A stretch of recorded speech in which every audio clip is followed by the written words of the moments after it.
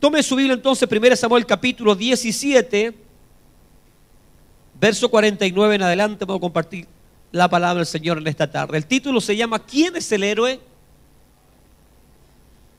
Bien, 1 Samuel 17, versículo 49. Y dice así la palabra del Señor en nombre de nuestro Dios, el Padre, el Hijo y el Espíritu Santo de Dios.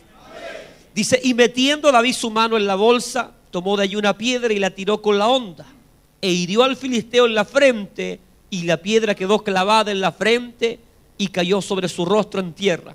Así venció David al filisteo con honda y piedra, e hirió al filisteo y lo mató sin tener David espada en su mano.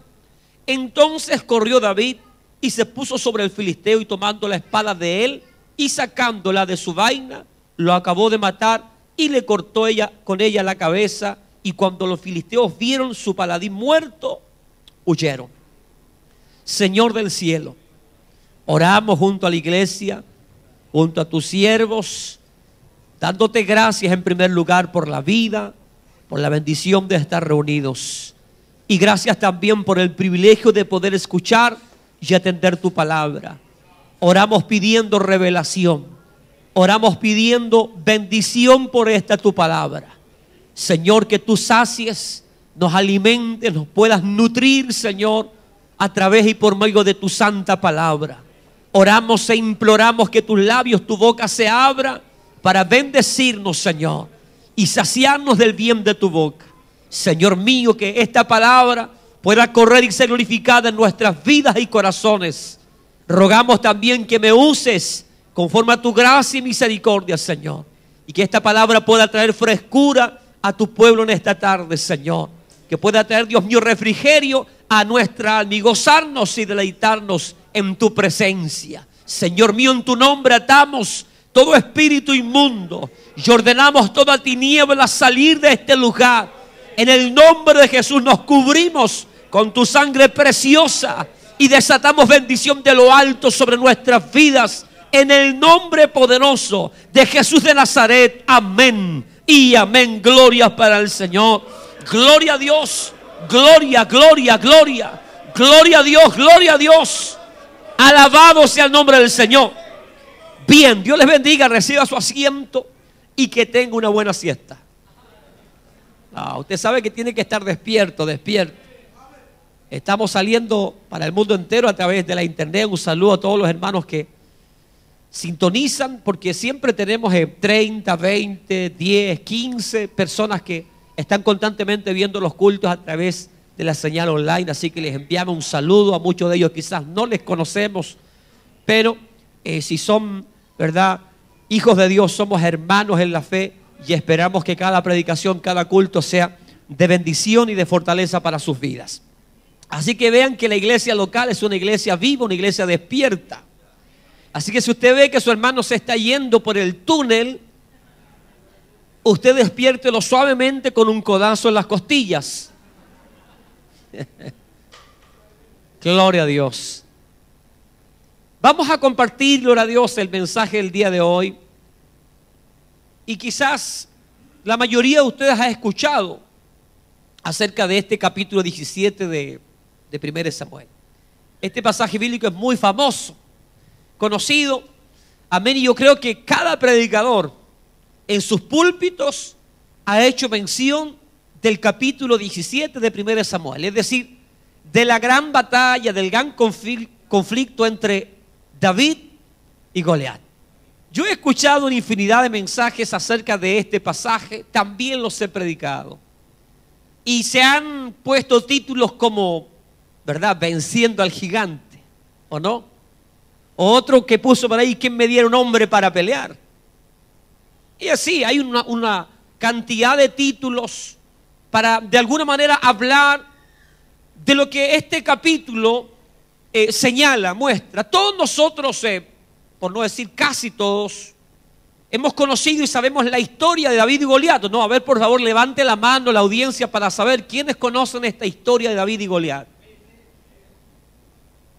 Qué bueno.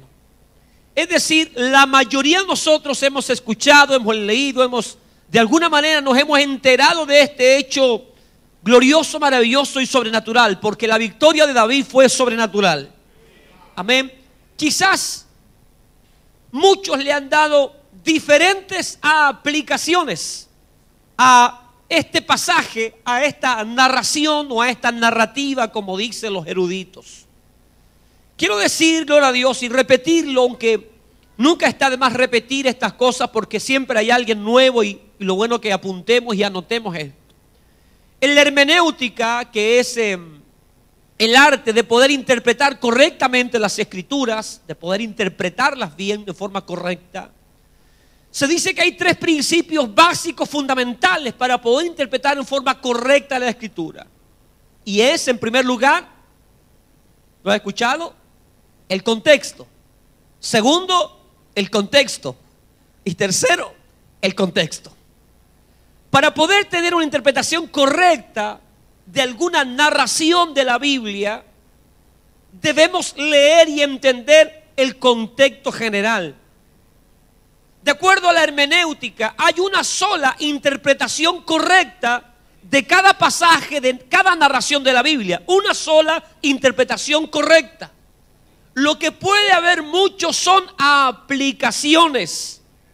Es decir, a un pasaje, a una narración, yo le puedo dar muchas aplicaciones, pero esas aplicaciones tienen que concordar con el contexto, con la única verdad que se extrae de esa narración. No sé si me está entendiendo o no. Y mientras más cercana esté a la verdad de la narración, la aplicación, más excelente entonces será la predicación. Y no nos vamos a alejar de lo que Dios o los autores que escribieron quisieron dar a conocer a la audiencia. Debemos entender, en segundo lugar, que el canon bíblico se cerró cerca o terminando el primer siglo de la era cristiana. Por ende, todos los escritores bíblicos escribieron a un tipo de auditorio o de público especial de la época. Ellos no escribieron pensando en nosotros. Ellos escribiendo pensando en la gente de su época. El Antiguo Testamento, por ejemplo, ¿para quién fue escrito? Para los hebreos, para Israel. El Nuevo Testamento para todo el mundo gentil, pero especialmente para el mundo de la época. Los autores, la mayoría de ellos no tenían idea, salvo el Espíritu Santo que los inspiró. Los autores no tenían idea que, ¿verdad?, después de tantos siglos que ellos escribieron, murieron, ellos jamás pensaron que nosotros íbamos a leer sus escritos. Por lo tanto, entonces nosotros tenemos que comprender el contexto, qué es lo que el autor de cada libro quería transmitir a su audiencia, a su público. Y dependiendo de eso, traer una aplicación para el tiempo presente para nosotros. Por eso decía que hay mensajes acerca de este capítulo 17 que son muy atractivos. Venciendo al gigante. Y se muestra a Goliat como un gigante, como un problema enorme, como una dificultad enorme, como una enfermedad o como un pecado enorme que a veces es difícil vencer, pero con la ayuda de Dios se puede vencer. Y nos gozamos en eso. Y esa aplicación, podríamos decir, ¿está mal? ¿Está bien? ¿Es la correcta? Esa como aplicación es atractiva. Y hace atractivo un mensaje. Es atractiva. Pero ¿es lo que el contexto nos quiere decir? No. Simplemente es una aplicación. Estoy comparando al gigante con un problema. Estoy comparando al gigante como con una enfermedad. Estoy comparando al gigante Goliat, ¿verdad?, con un pecado imposible de erradicar, que nos amenaza día tras día, que nos acosa día tras día y parece que nos va a vencer. Pero así como David venció al gigante, yo también lo puedo vencer con la ayuda de Dios. Es una hermosa aplicación que no escapa mucho tampoco de la realidad del contexto. Pero cuando alguien comienza a estudiar la escritura, uno se va dando cuenta que hay mucho más que eso, y muchas veces nosotros tomamos la escritura para darles aplicaciones muy superficiales y escapamos de la interpretación correcta. Hoy día hay muchos predicadores que hacen sus mensajes muy floridos, muy entretenidos y que la gente les gusta, gloria a Dios, porque lo simplifican mucho, pero hay un riesgo en eso. Apartarse de la realidad y apartarse de lo que Dios realmente quiere transmitirnos por las Escrituras. Tampoco quiero presumir de ser un sabio, un maestro, un doctor. Pero los años en el Señor tienen que enseñarnos. Los años en Dios tienen que hacernos crecer en la gracia, en el conocimiento. Y los dones y talentos que Dios nos da tienen que ser multiplicados para la gloria de Dios, pero también para la edificación del cuerpo de Cristo. Para eso han sido dados, para eso han sido traídos, para que nosotros podamos, ¿verdad?, contribuir al crecimiento y al desarrollo de la iglesia. Quizás de acá, ¿verdad?, van a salir nuevos predicadores. Y es bueno que los predicadores anoten lo que les estoy diciendo, se los graben en su corazón. Porque el asunto de predicar la palabra no es tomar un pasaje al voleo y ponerse a predicar y dárselas de Salomón. El asunto de la palabra es entender lo que Dios quiere transmitir y tener la capacidad de transmitir al público lo que Dios quiere transmitir. No lo que a mí me parece, no como yo lo creo. Lo que Dios quiere enseñarnos, lo que Dios quiere transmitirnos. ¿Para qué? Para que esa palabra realmente sea una palabra viva y eficaz. Bien, vamos a ver el contexto. Quizás usted no se va a sorprender de la verdad central que hay acá. Quizás usted decir, oh, qué básico. Pero a lo mejor, aunque por muy básico, usted no lo sabía. Gloria al Señor. Por favor, no se ponga tan triste ni tan silencioso que me da nervio. Amén. En el contexto, Israel está bajo las amenazas de los filisteos. ¿Sabe usted que los filisteos son de alguna manera descendientes de los árabes? Y que siempre hubo enemistad y que hasta el día de hoy hay enemistad. Amén. Ese pueblo filisteo, descendiente de árabes, se estableció entonces en el sur costero de Canaán, la actual franja de Gaza, que es un lugar polémico, terrible, en donde constantemente los árabes y los israelitas están en una pugna terrible. Este pueblo era Dios. Alrededor del año 1000 antes de Cristo, los filisteos invadieron Canaán y derrotaron a los cananeos y más tarde se mezclaron con ellos. Hicieron suyas sus deidades principales, las cuales eran Dagón y su hijo Baal. Dagón era simbolizado en un pez pequeño llamado el dios del mar, y Baal, que significa señor, y este era mirado como el dios de la fertilidad y la guerra. Bueno, este dios del cual yo estoy hablando, Dagón, que era simbolizado en un pez pequeño, voy a abrir un paréntesis nada más pequeño para que usted lo entienda. No sé cuánto han mirado el traje que usan el sumo pontífice de Italia, el Papa. Bueno, ahí está el símbolo del dios Dagón, cananeo, babilónico, hijo del diablo.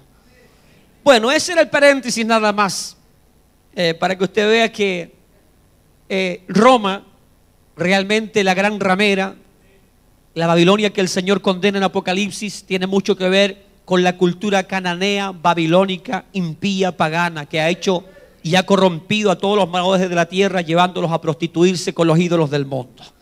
Bien, sigamos. Este pueblo siempre ha sido enemigo del pueblo de Dios. ¿Quién? Los filisteos, porque de eso se trata el contexto. Israel está siendo amenazado por el pueblo filisteo.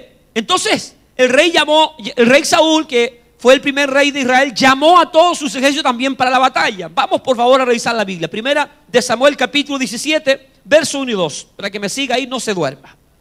Y para que entienda el contexto. Primera de Samuel capítulo 17, verso 1 y 2 dice: los filisteos juntaron sus ejércitos para la guerra. Dijimos que eran enemigos aférrimos de Israel. Y aquí están entonces preparándose para invadir la tierra de los israelitas, darles guerra. Los filisteos juntaron sus ejércitos para la guerra y se congregaron en Soco, que es de Judá, y acamparon entre Soco y Aseca en Efes-Damín. También Saúl y los hombres de Israel se juntaron y acamparon en el valle de Ela y se pusieron en orden de batalla contra los filisteos. Es decir, ahí están frente a frente los dos ejércitos. Los ejércitos de Israel y los ejércitos de los Filisteos. De los filisteos. Con fuerza. El capítulo 17, verso 4 declara: salió entonces del campamento de los filisteos un paladín, el cual se llamaba Goliat de Gat, y tenía de altura 6 codos y un palmo, es decir, un poco más de 3 metros. Era un gigantón. Bien, salió de en medio de ellos entonces este paladín, amén, de 3 metros y un poco más de altura, desafiando al ejército de Israel, a los escuadrones de Israel. Gloria a Dios. Capítulo 17, versos 8 y 9. Mire lo que dice este gigante. Y se paró y dio voces a los escuadrones de Israel diciendo, o diciéndoles: ¿para qué os habéis?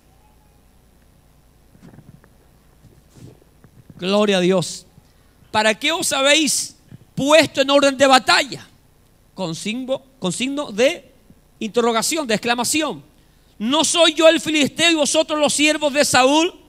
Escoged de entre vosotros un hombre que venga contra mí. ¿Qué es lo que hace este gigantón? Desafía. De alguna manera dice: a ver, ¿para qué tanto alboroto? ¿Para qué tanta gente? Decidamos la batalla hoy. Denme un hombre que pelee conmigo. Yo represento a los filisteos, yo represento al mundo árabe, yo represento a los enemigos de Israel. Ustedes son de los escuadrones de Saúl, ustedes representan a Israel, al Dios de Israel. Denme uno que pelee conmigo. Y aquí se decide entonces toda la batalla.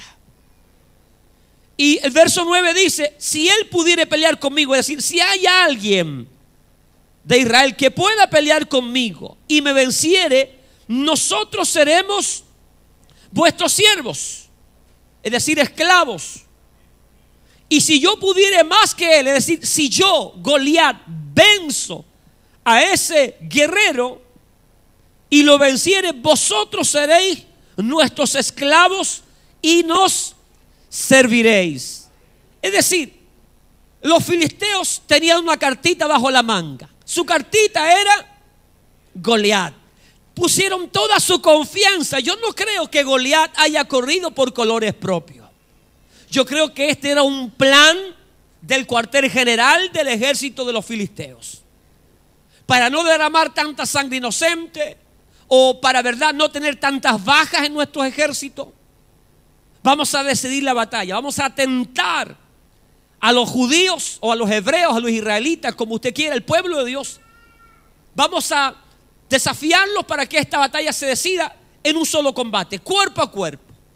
Goliat será nuestro representante. Y ahí estaba todo el pueblo, el ejército, orando, clamando por Goliat, cruzando los dedos de las manos, de los pies, para que no saliera ninguno en Israel que pudiera derrotarlo. Ahora bien, dentro de las estrategias militares, escuche bien, yo creo que los filisteos sondearon, indagaron, averiguaron si había alguien en el ejército de Israel que pudiera hacerle el peso. Porque no creo que se hayan tirado así como así al azar. No, ellos como inteligencia militar tenían que haber tenido sus datos. Y tienen que haber investigado y encontraron que dentro de la milicia no había ninguno que pudiera hacerle frente a Goliat. Entonces ellos osadamente desafían a Israel. Que la batalla se decida entonces en un combate cuerpo a cuerpo. Por un lado Goliat, y de Israel elijan al mejor soldado. Estaba de alguna manera la suerte echada. Amén. Bueno, de esa manera entonces los filisteos y ese pueblo confrontan, desafían a Israel. Está de más decir que Goliat no solo la sola altura intimidaba, sino que también era un experto guerrero. No era una persona que estaba recién aprendiendo a usar, ¿verdad?, las armas de guerra. Era un guerrero experimentado. Quizás llevó a muchos a la tumba. Por algo, ¿verdad?, confiaron en él la victoria. Por lo tanto, estamos frente a un monstruo, frente a un guerrero. No estamos frente, ¿verdad?, a alguien inexperto en la batalla. Estamos frente a alguien que sabe pelear. Es como que usted y yo nos paráramos frente al gran boxeador Cassius Clay.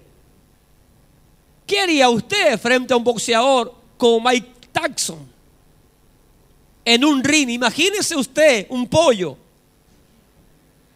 junto a estos boxeadores que son musculosos, fibrosos, gloria a Dios, que la sola presencia da miedo.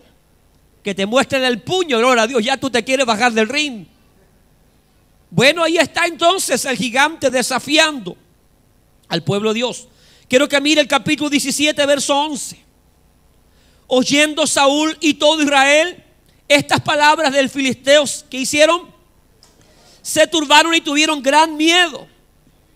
Es decir, hasta aquí el plan de los filisteos iba marchando bien. Estaban logrando lo que querían. ¿Qué cosa? Intimidar.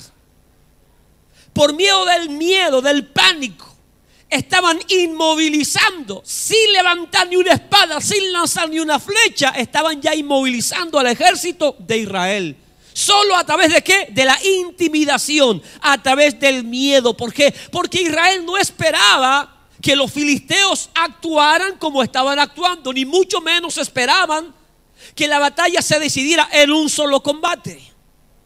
Entonces, al oír Saúl, que era también muy alto, recuerde que Saúl, dentro de sus características, sobresalía de todos, y era también de buen parecer como yo. No escuché amén, no importa, para Dios soy hermoso.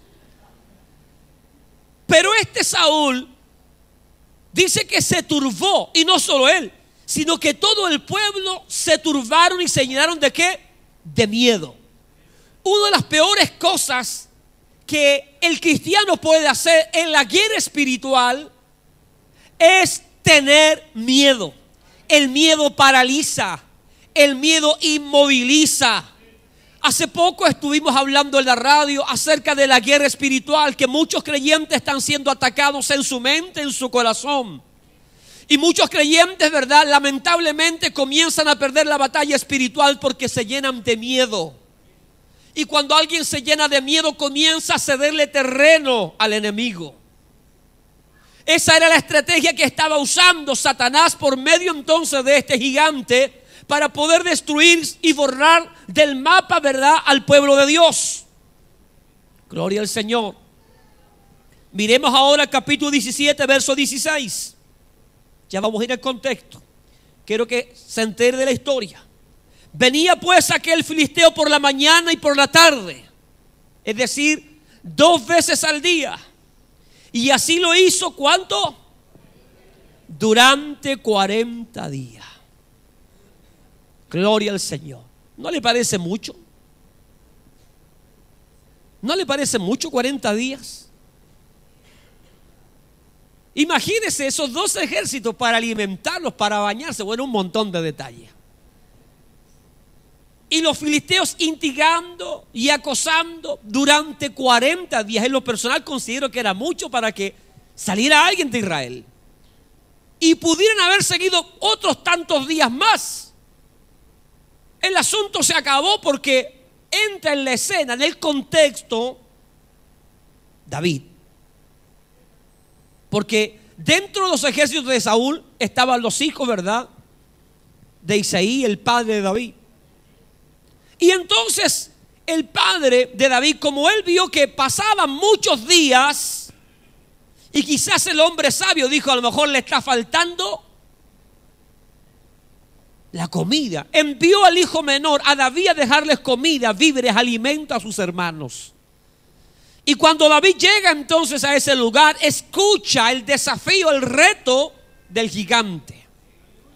Amén. Cómo este gigante desafiaba a los escuadrones de Israel. Y David, en el celo de Dios, dice: ¿quién es este gigante incircunciso que desafía a los escuadrones de Israel? Es decir, David no mira al gigante como enemigo del pueblo de Dios, mira al gigante como enemigo de Dios. Note eso. Mira al gigante como enemigo de Dios, no solo como enemigo del pueblo de Dios. David va mucho más allá, y usted y yo en esta batalla espiritual tenemos que entender también que, verdad, si bien es cierto, Satanás es enemigo nuestro, pero es principalmente enemigo de Dios. Y como es enemigo de Dios, te quiere destruir a ti y me quiere destruir a mí. Entonces David se llena de celos. Y usted conoce la historia. Él, ¿verdad?, se ofrece voluntariamente, como estoy seguro que lo haría usted y lo haría yo, para ir a pelear con ese gigante. No escuché ningún amén. Bueno, todos los miraron porque David no era fornido, no era musculoso, no era como algunos acá que hacen fisiculturismo. David, ¿verdad?, era un tipo normal, salvo su melena rubia y sus ojos azules. Ahí no puedo decir como yo, de buen parecer. Entonces lo miraron con menosprecio, pero él dio su argumento para poder pelear. Dijo, bueno, si ya no hay nadie, si están todos miedosos, si a todos les tiemblan las rodillas, si nadie quiere enfrentarlo, no puede ser. No pueden seguir pasando los días. Permítame a mí defender a Israel. Yo, aleluya, y él argumenta su experiencia en el campo. Yo cuando, ¿verdad?, venía el león o venía el oso a arrebatar las ovejas que eran de mi padre, yo las defendía con mi vida y Dios me ayudaba y yo le daba muerte al oso y al león. Y Dios me libraba de las garras de esos animales fieros. Y estoy seguro, dice David, que Dios me va a librar de la mano también de este gigantón.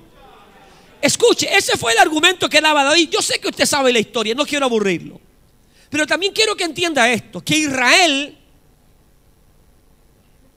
tuvo que poner, en este caso Saúl, al no encontrar a nadie, tuvo que poner la suerte de todo el pueblo, de la nación completa, en manos de un muchacho de David. Oiga, si los filisteos cruzaban los dedos de las manos y los pies, no sé cuántos Pilatos estaban haciendo el pueblo de Israel para que Dios pudiera dar la victoria por medio de David. Yo creo que muchos decían, ese no. Yo creo que muchos, ¿verdad?, estaban ya haciendo las maletas y diciendo, vamos a ser esclavos.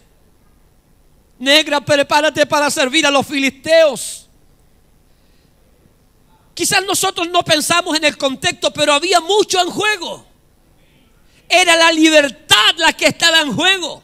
Si se perdía, aleluya, se iba a la esclavitud. Quizás por cuántos años la familia se iban a dividir, las mujeres iban a ser violadas y había todo un drama de por medio que quizás la Biblia no lo dice, pero aleluya, históricamente era así. Por eso digo, para interpretar correctamente hay que ver el contexto, y el contexto cultural, el contexto político, el contexto social, el contexto religioso. Había mucho en juego. Le hago una pregunta: ¿pondría usted, verdad, aleluya, en juego a su familia para que lo defienda el hijo menor?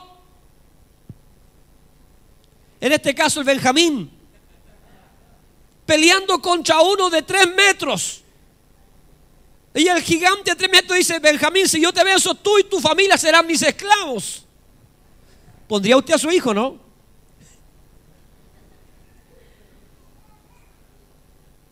Yo poniendo a la Claudita. Entonces había mucho en juego. Quiero que piensen eso. Pero como en Israel no había nadie más, Saúl dijo: bueno, ¿y qué vamos a hacer? Vamos a tener que jugarla nomás. Vamos a tener que jugarla. Que Dios te ayude, que Dios esté contigo, David. David, tranquilo. Tranquilo, déjenmelo a mí, si yo estoy acostumbrado. Este es un oso más. Bien, bueno, la Biblia dice que entonces David enfrentó a este gigantón. Y la escritura dice entonces que David venció al gigante. ¿O no? Usted lo sabía. Le hago una pregunta: ¿quién es el héroe de esta historia? Dios.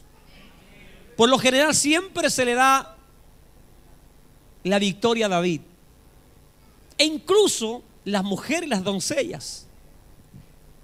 Saúl hirió a sus 1000 y David a sus 10,000. Pero de acuerdo al contexto bíblico, aquí el héroe no es David, aquí el héroe es Dios. Por eso es importantísimo que nosotros comprendamos las escrituras. ¿Qué es lo que quería el escritor? En este caso, Samuel, ¿verdad? Darle a entender al pueblo que la victoria o el triunfo no fue de David, fue de Dios. en sus victorias, en sus triunfos, en sus logros en su vida. ¿Quién es el héroe? ¿Es usted? ¿Es por su sabiduría? ¿Es por su inteligencia? ¿Es por su destreza? No, Dios es el héroe. Para Él toda gloria, para Él toda honra, para Él toda alabanza.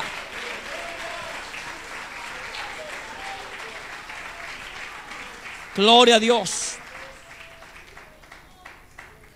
Bien, ¿por qué Dios es el héroe? Vamos a verlo.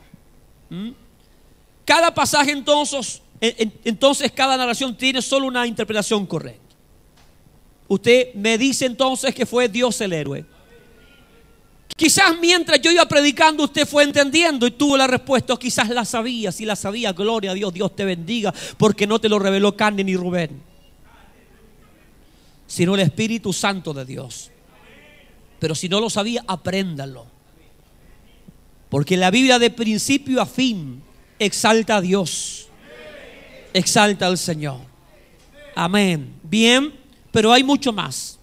Entonces el héroe es Dios. Dios fue el héroe y David simplemente fue el instrumento que Dios usó. Amén. David fue como aquel burro que permitió que Cristo entrara a Jerusalén y fuera aclamado, aplaudido por las multitudes. David fue el instrumento que Dios usó para llevar libertad al pueblo. Como sin duda Dios en algún momento a usted también le usará para llevar liberación, para llevar salvación a alguien. Porque cuando usted predica la palabra y alguien se convierte, se vuelve a Dios, cuando alguien confiesa a Jesucristo, usted está llevando salvación a esa vida. Dios lo está usando a usted como instrumento para llevar liberación, salvación a esa vida. Y eso es algo glorioso, maravilloso. Pero nunca debemos olvidar que el héroe es Dios.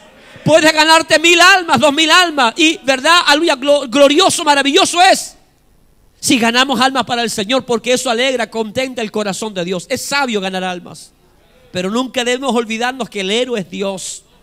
David fue simplemente el instrumento que Dios usó para enseñarles al pueblo que Él es todopoderoso y que no hay enemigo que Él no pueda derrotar. Le decía que David no solo vio al enemigo de Israel, David vio al gigante como un enemigo de él. Y cuando David dijo, este es enemigo de Dios, este no sabe con quién está peleando, este no sabe a quién está desafiando, este no sabe a quién está retando a quién, a Dios mismo. Y David dijo, aleluya, esta pelea la gano seguro. ¿Por qué? Porque esta pelea no es contra mí ni contra el pueblo. Este tontón se metió con Dios, aleluya, y con Dios nadie se mete. Nadie le ha ganado a Dios, por lo tanto, aleluya, yo lo voy a enfrentar. Gloria a Dios. Porque esa es la realidad del contexto. Y cuando alguien se levanta contra un hijo de Dios, contra una hija de Dios, para dañarle, para destruirle, para blasfemar, no se está levantando contra el hermano, se está levantando contra Dios. Y Dios nunca ha perdido una batalla, jamás, ni la perderá jamás. Quiero entonces llevarlo, gloria a Dios, a interpretar mucho mejor el contexto. El pueblo de los filisteos representa a los enemigos de Dios y representa a los enemigos actuales del pueblo de Dios. Tales enemigos son inspirados y fomentados por lo que dice Pablo en Efesios capítulo 6, que nuestra lucha, nuestra guerra no es contra carne ni contra sangre. Los enemigos de Israel en los tiempos de David, le pregunto, ¿eran los filisteos? Siempre, ¿verdad? Humanamente, físicamente decimos que eran los filisteos. Pero ¿quiénes inspiraban a los filisteos a levantarse contra Israel? ¿Quiénes inspiran hoy día a los árabes para levantarse y tratar de hacer desaparecer del mapa a Israel? ¿Quién? ¿Quién? Los demonios, el mismo Satanás. ¿Quién levanta enemigos hoy día contra la iglesia? ¿Quién los inspira? Satanás y los demonios. Entonces el pueblo filisteo representa a toda horda de demonios, de principados, de potestades que atentan contra el pueblo de Dios. Amén. Para hacernos guerra. Ahora le pregunto, ¿A quién representa Goliat? Al guacufo, a Satanás, a Belcebú. Nada más y nada menos que a Satanás. A ese representa Goliat, en quienes todos sus ejércitos pusieron su confianza. ¿Para qué? Para que a través de ese Goliat, no solo el pueblo de Dios, sino que el mundo entero le sirvieran en esclavitud. ¿Está entendiendo hacia dónde va entonces la profundidad del mensaje? Goliat representa al mismo diablo que, alentado por su odio a Dios y a la creación, constantemente amenazaba, intimidaba y desafiaba a los hijos de Dios a una pelea, para que a través de ese combate cuerpo a cuerpo se decidiera el futuro, escuche bien, el futuro de Israel. Por eso decía, yo no sé si usted entiende o no todo lo que estaba en juego. Yo le hablé de la libertad y de alguna manera del futuro de Israel. En el fondo, Satanás representa al mismo diablo que enfrenta al pueblo de Dios por el tema de la salvación. Es como Satanás diciendo: denme un hombre que pelee conmigo, que los pueda librar de la esclavitud, del pecado, de la maldad. Desafió a los escuadrones de Israel. Ellos hicieron un estudio exhaustivo. No había quien pudiera derrotar a su paladín humanamente, terrenalmente. No hay nadie que pudiera vencer a Satanás, el diablo. Nadie. Entonces este gigante se levantaba y desafiaba. ¿Por cuántos días? 40 días. Mateo capítulo 4 no le dice nada cuánto tiempo estuvo Jesús en el desierto. ¿Cuántos días estuvo Jesús combatiendo? Por 40 días. Por cada día que Satanás desafió al pueblo de Dios, Jesús le dio batalla. Quiero que entienda eso. 40 días. Estaba en juego el futuro de Israel. Se iba a decidir en un solo combate, en una sola batalla. Estaban seguros de la victoria.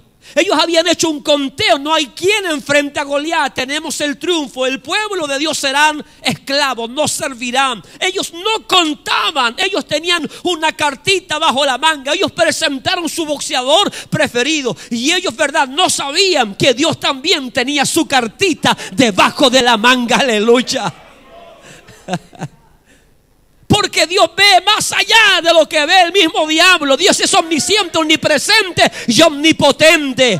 El diablo no tiene tales cualidades. El diablo puede hacer ejercicios matemáticos, puede calcular y puede creer que ciertas cosas sucederán. Pero Dios va mucho más allá.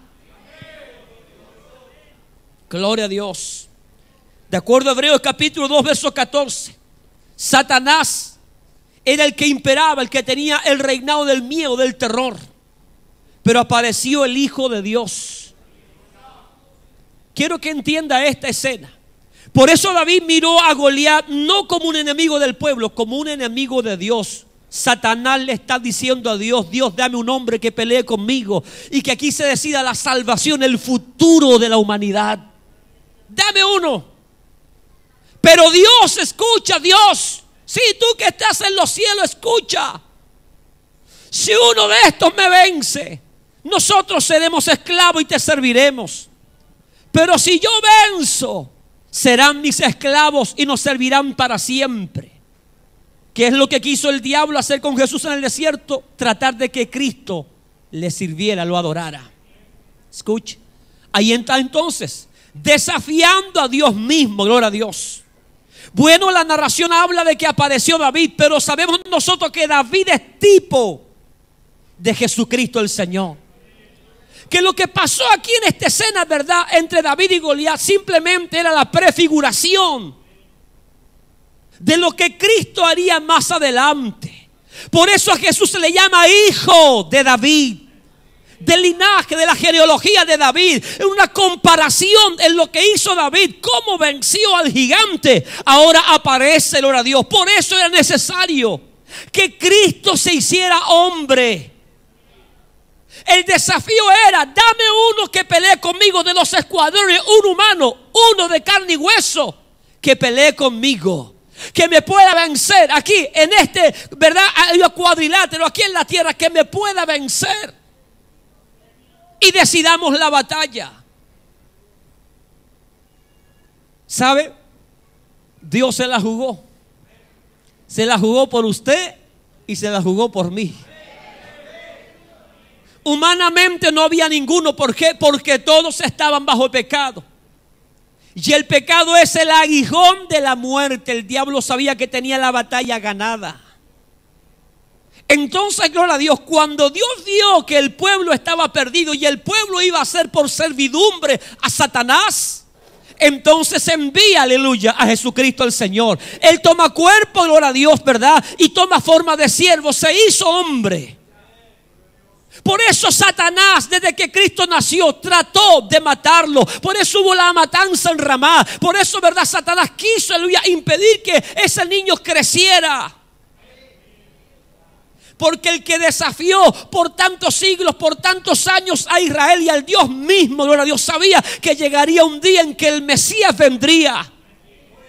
¿Y sabe lo glorioso de esto, gloria a Dios? ¿Cómo fue que David venció al gigante? Dice mi Biblia que David, cuando vio al gigante, corrió a la línea de batalla. David corrió a la línea de batalla. Se anticipó. Y dice que metió su mano al morral, tomó una piedra lisa, gloria a Dios, la puso en su onda y la lanzó sobre el gigante. Y esa piedra, aleluya, se incrustó en la frente del gigante. Luego dice que cuando el gigante cayó, ¿verdad?, aleluya, con su rostro en tierra, David corrió, tomó la misma espada del gigante, sus mismas palabras, aleluya, y le cortó la cabeza, lo hirió mortalmente.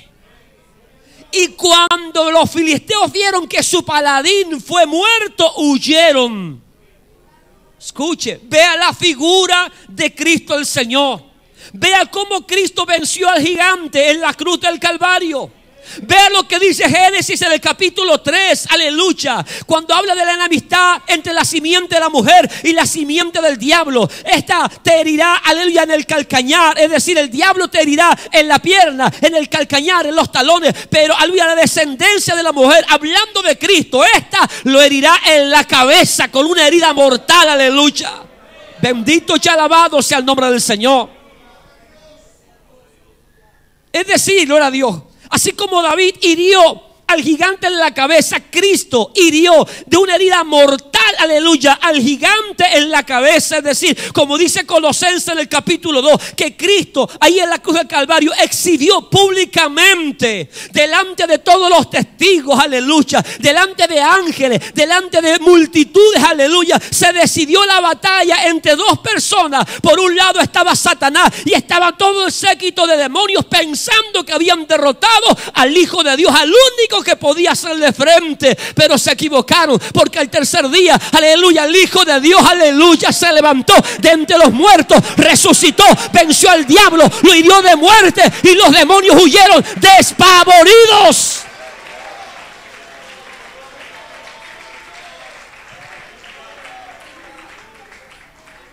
Por eso David dice: tú vienes contra mí con espada y jabalina, mas yo vengo en el nombre de Dios.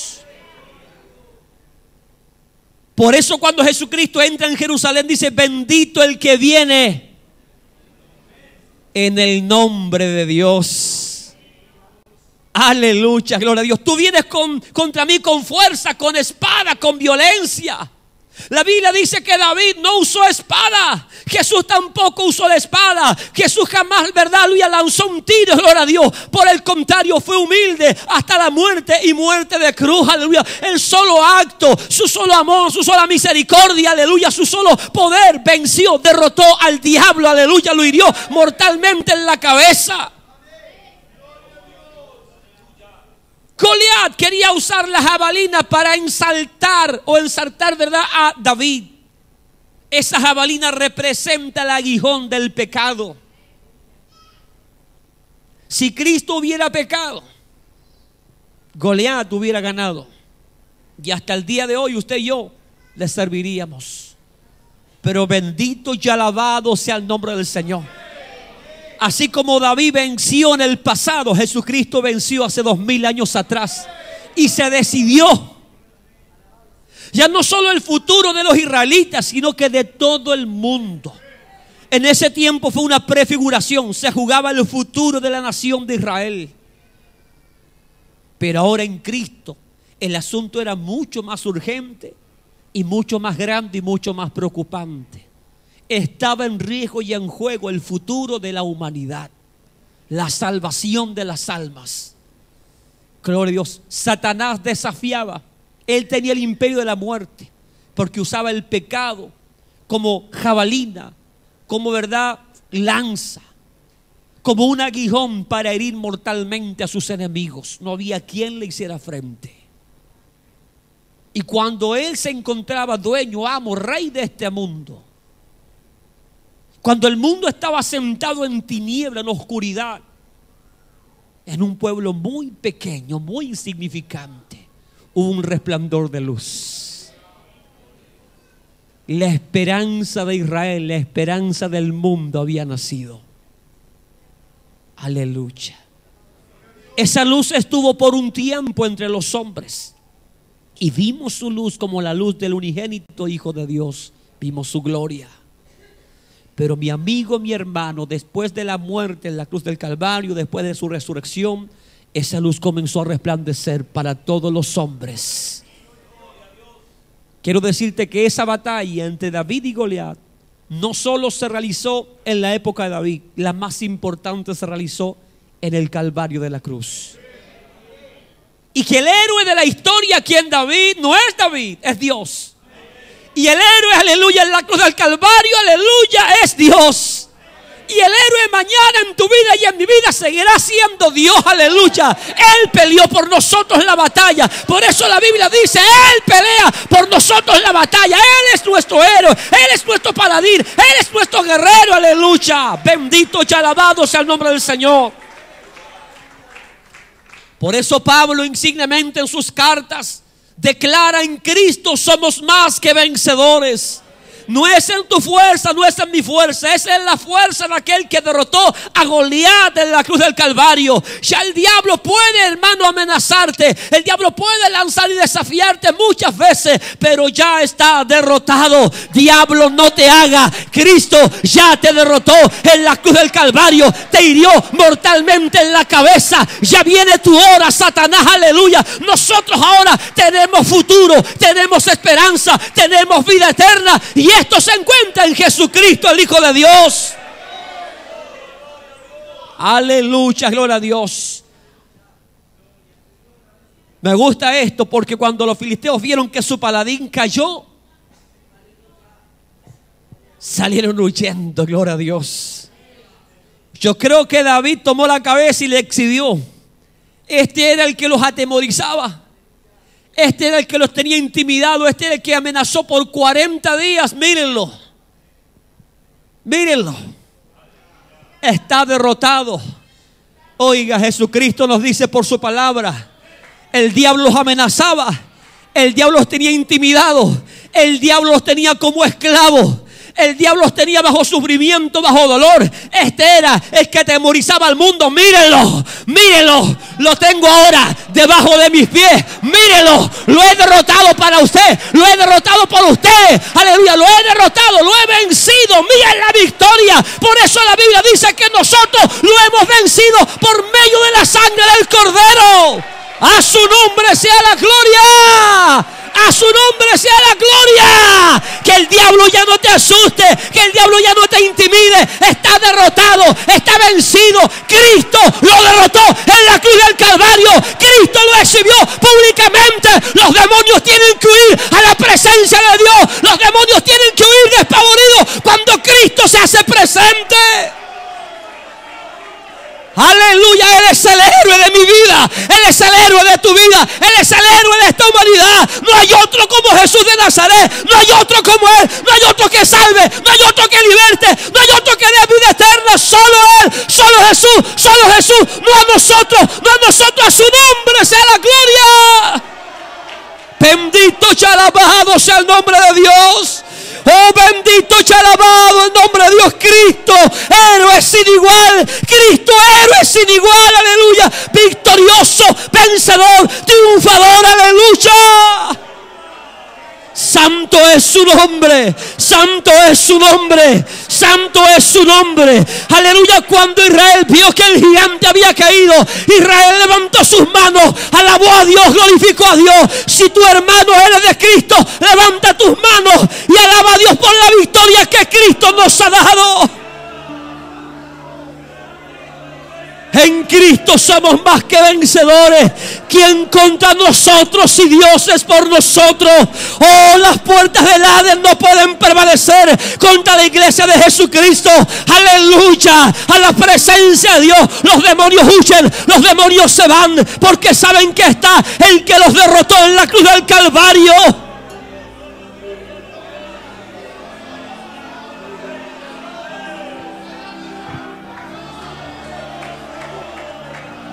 Aleluya. Aleluya. Aquí, hermano, el enemigo, el gigante no es el problema, no es el pecado, es el diablo. Y él está derrotado. Cristo lo ha derrotado.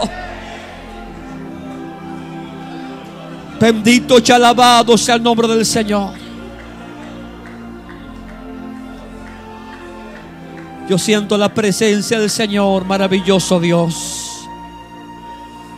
Padre, te damos gracias en esta tarde por hablarnos, por ministrarnos, por enseñarnos la profundidad de tu palabra. Tu palabra declara bien, Señor, que todo, aleluya, del Antiguo Testamento era una figura de lo que había de venir, Señor. Gracias, Señor, porque en esa batalla en donde éramos desafiados por Satanás, no había quien pudiera enfrentarlo. Nos esperaba solo servidumbre, esclavitud y muerte eterna, Señor. Simplemente todos los días teníamos que agachar nuestra cabeza y dejar que el enemigo nos insultara, nos desafiara y nos esclavizara, Señor. Pero bendito eres, Padre, que en tu amor y en tu misericordia enviaste a tu Hijo, Señor, para que ocupara nuestro lugar y pudiera enfrentar, Señor, a aquel gigante. Gracias, Señor, por el triunfo, por la victoria. Hoy disfrutamos de salvación, de libertad, de vida eterna, gracias a esa victoria, Señor. Dios mío, hoy día simplemente queremos reconocer que tú eres el héroe por excelencia, que tú eres el héroe de nuestra vida, Señor, que no hay quien se compare a ti.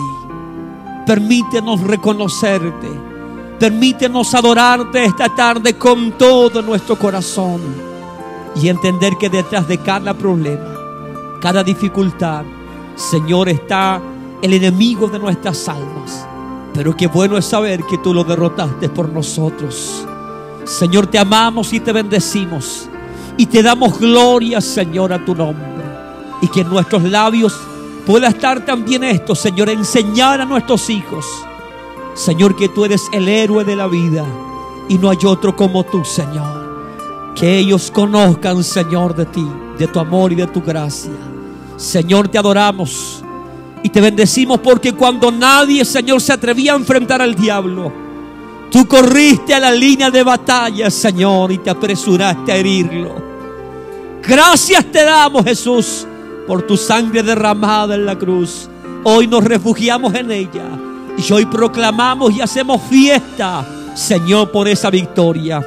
Adoramos y bendecimos tu nombre, Padre, Hijo y Espíritu Santo de Dios. Amén y amén. Glorias para el Señor.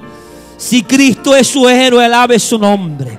Si Cristo ha traído salvación, liberación a su vida, alabe su nombre.